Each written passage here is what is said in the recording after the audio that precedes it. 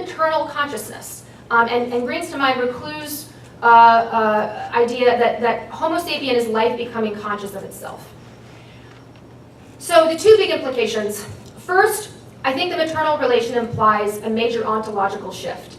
On the left-hand side, these are all kinds of real, actual material contradictions, material tensions, self and other, individual and society, agency structure, so on and so forth. And kind of bourgeois liberalism has resolved, kind of put band-aids over, I think, these contradictions in various ways on the right-hand side.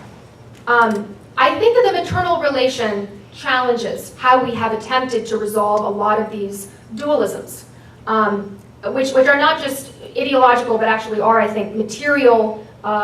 There's material tension here and kind of dialectic process at work.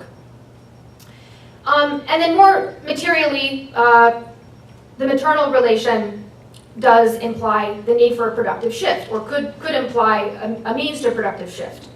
And not to go too far afield, this is the last slide. I think, to the point of this being an ecology of hope, I think we need to recognize that the generosity principle is here. It's already at work. It's the condition for life.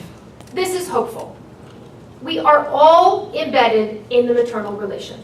Everybody has a mama. Even if she's not here anymore, everyone shares this. I think we need to recognize the progress that has already been made toward a system of generous production. If you read the Communist Manifesto and read Karl Marx's demands at the end, it's interesting how many have been achieved. Things like public education. That was the demand of the radical communists. So, you know, this is significant. It's also worth noting that the bourgeois revolution, there's a great book, Law and the Rise of Capitalism by Michael Tegar, which basically tracks the long bourgeois revolution. It takes about 800 years for the bourgeoisie, the merchant class, to really overthrow and crystallize their power in a new state system.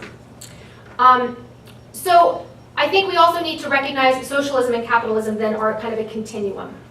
I think we need to avoid over-determining the state, to get specific when we talk about the state, and recognize that the state is always in flux, especially in democratic systems where frequently the state actually is controlled by class coalitions.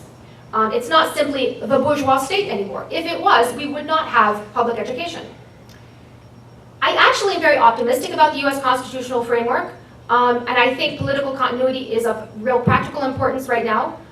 It's already survived one radical restructuring of property relations in the Civil War, and part of that is because property is actually only mentioned in the Due Process Clause, which says you can expropriate with due process of law. So that's hopeful.